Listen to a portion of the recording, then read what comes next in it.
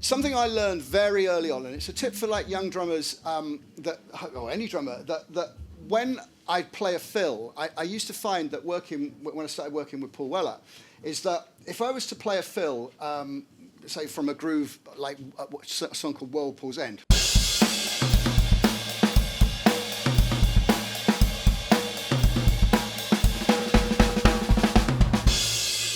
And I did that kind of little.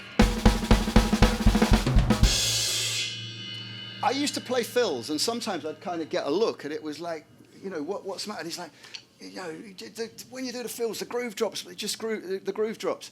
And that was something that I really thought, what is the difference about that? And it was something that I noticed about Keith Moon when he was in his Pomp and Majesty in the very early days of The Who, is that when he played fills, he would ride the bass drum almost like a jazz drummer. And that's something that I really I started to employ that. So if I was playing...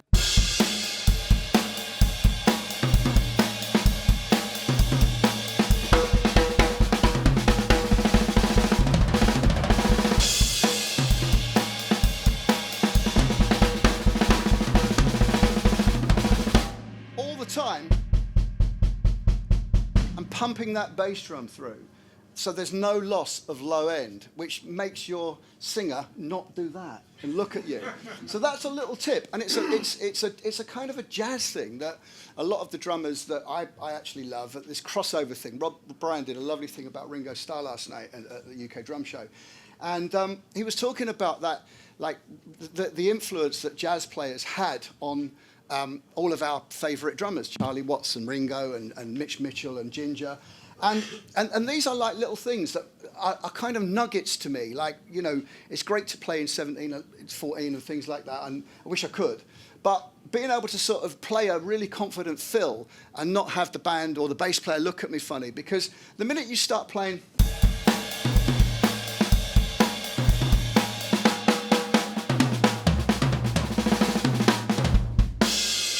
That is a fill, it's perfectly okay, but the difference...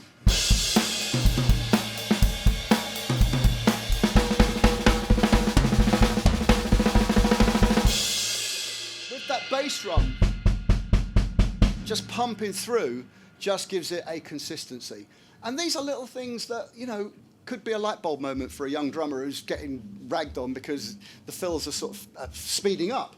Because if you've got the bass drum kind of playing in there and just pumping away, it doesn't really notice in terms of like, well, it sounds a bit sort of simple, but it doesn't really notice in that way because the ears are going to be going towards all the higher end stuff and all the flashy stuff, but the bass drum is keeping things going. So that is kind of really sort of a very Gene Krupa-y.